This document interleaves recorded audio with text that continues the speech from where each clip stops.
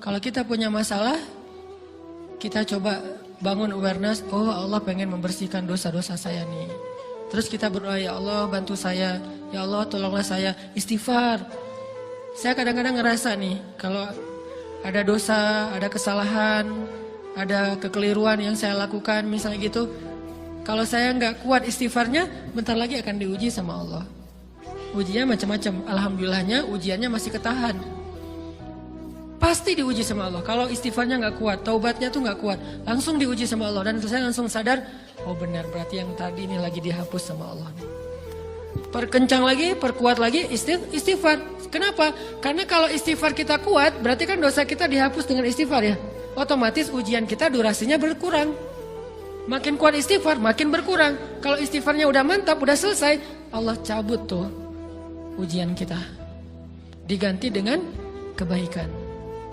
Jadi teman-teman, kita coba sadari, oh kalau Allah menguji saya, emang saya banyak dosa. Sebelum kita mencari kambing hitam, nyalah-nyalahin orang lain, sebelum kita marah kepada orang lain, kadang wajar kita marah kepada orang lain gara-gara ucapannya, komennya, teks dari dia, wajar.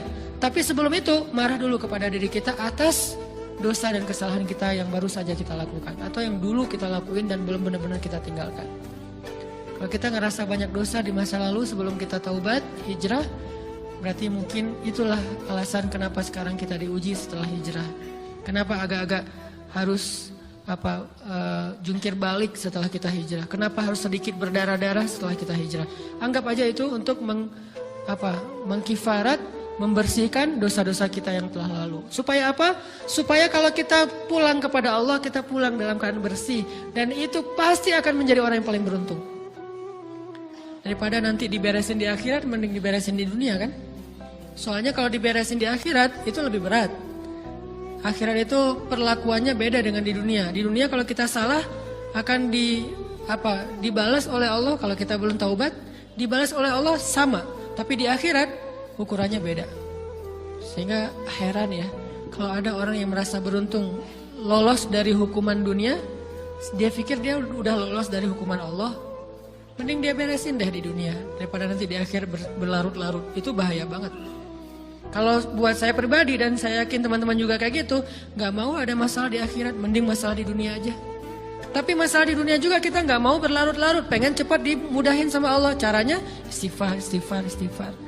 Tidaklah Allah memberikan kepada kita ujian kecuali salah satu alasannya pengen menghapuskan dosa.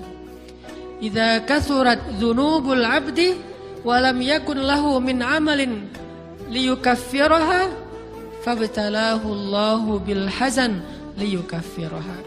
Kalau seorang hamba banyak dosa dan dia enggak cukup amal untuk mengkifarat dosa-dosanya, Allah akan menguji dia dengan rasa sedih, dengan rasa kecewa, dengan rasa berat, sakit hati untuk mengkifarat dosa-dosanya.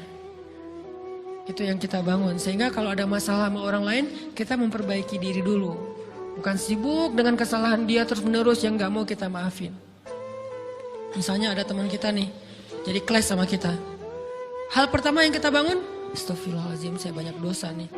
Tapi kan yang salah dia, ya. Tapi mungkin dia nggak akan mengatakan kalimat itu, nggak akan bersikap kayak gitu kalau kita nggak punya dosa. Allah sengaja mengutus dia untuk menguji kita lewat kata-katanya, lewat perilakunya, karena kita punya dosa. Jadi penyebab pertama diuji itu bukan teman kita yang salah, itu penyebab kedua. Memang dia salah, dan itu harus kita akui, realistis lah.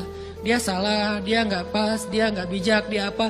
Oke, tapi yang mentakdirkan dia salah kepada kita, Allah Subhanahu wa taala. Kenapa Allah takdirkan gitu? Karena kita masih punya banyak dosa.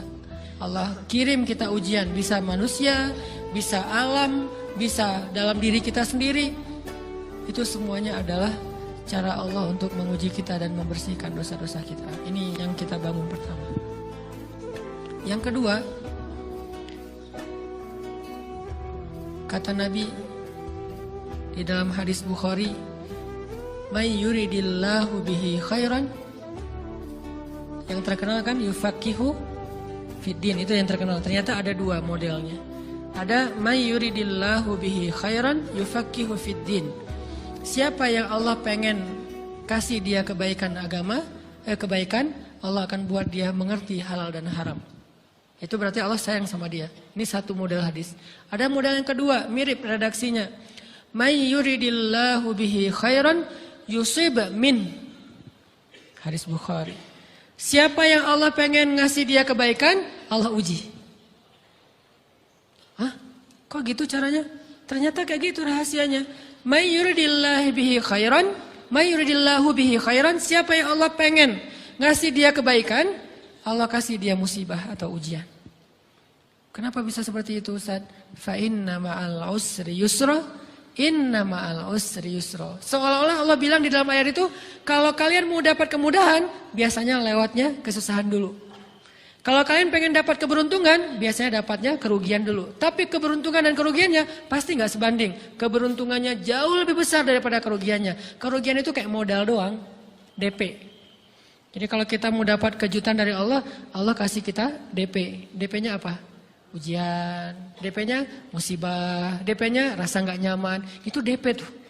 DP terhadap apa? DP dari Allah terhadap hadiah-hadiah besar yang Allah pengen ngasih ke kita setelahnya. Cuman banyak orang yang menolak DP ini. Sama kayak kita misalnya. Kalau kita mau ngasih dia hadiah, kita kasih dia kayak kejutan dulu. Dia lagi ulang tahun nih, disiram air dulu. Setelah itu dikasih hadiah-hadiah yang mahal. Rela nggak disiram air demi hadiah? Rela, udah siramin lagi aja.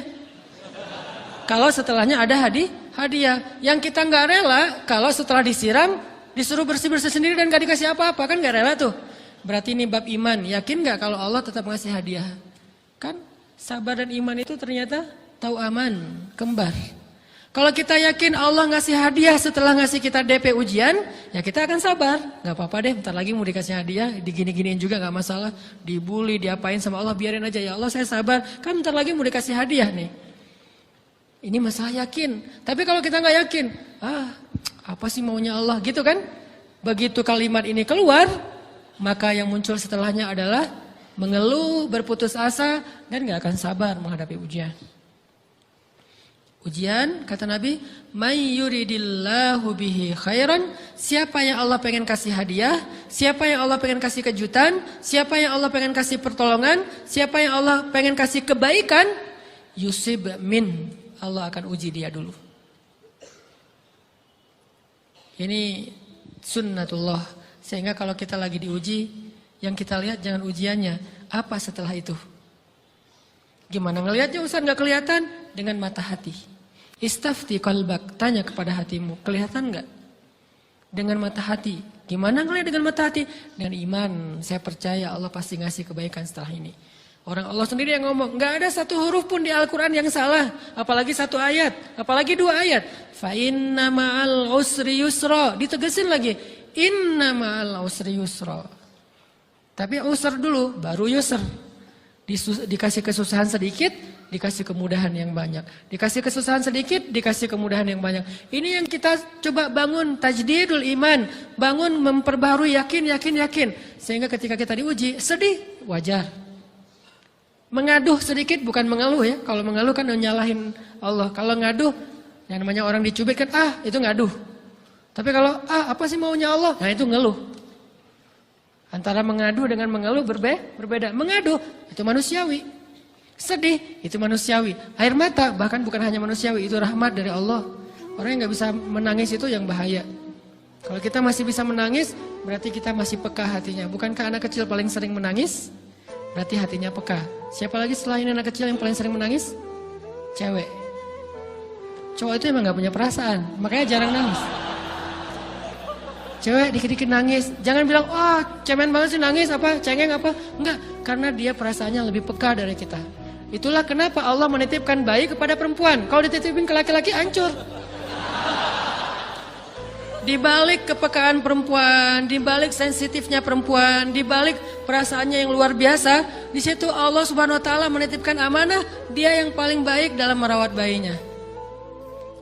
Perempuan secara umum mungkin lebih banyak bicara daripada laki-laki ya. Walaupun ada orang yang perempuan pendiam banget, ada yang nggak ngomong sama sekali, misalnya diem-diem aja, ada. Tapi secara umum perempuan lebih banyak berucap daripada laki-laki. Emangnya ini kekurangan? Bukan. Ini kelebihan. kalau dia berikan itu dalam hal yang tepat. Apa yang tepat? Mendidik anak. Justru karena perempuan banyak ngomong, lebih baik dalam mendidik anak daripada laki-laki. Laki-laki itu kurang mendidik, kurang mengedukasi kepada anak dengan usia tertentu karena dia jarang memahamkan.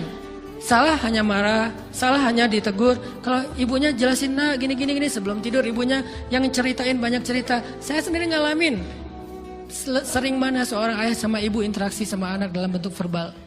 Sering ibu. Jadi menangis itu rahmat dari Allah. Nggak apa-apa, nangis saja. Dan itu tidak disebut mengeluh. Kamu kok nangis? Ya kan orang Islam harus sabar. Emangnya nangis dengan sabar itu bertolak belakang? Sabar tetap sabar. Ya nangis jalan aja terus nangis. Nangis apa pakai nangisnya nggak cuma nangis doang, emotikonnya juga nangis, berderai-derai gitu. Sampai air matanya menggenang gitu kan ya. Boleh lah. Ditambah lagi dengan visual menangisnya posting bahwa dia lagi tertusuk duri dengan postingan kaktus atau apalah. Dia pengen share ke semua orang bahwa saya sedang sedih. Sehingga nanti ketika ada orang yang menghibur dia dengan sedikit kata-kata yang sabar ya segala macam, wah makin berderai-derai. Itu belum jadi, kecuali dia keluarkan kata-kata mengeluh, baru dia disebut orang yang banyak mengeluh, berputus asa.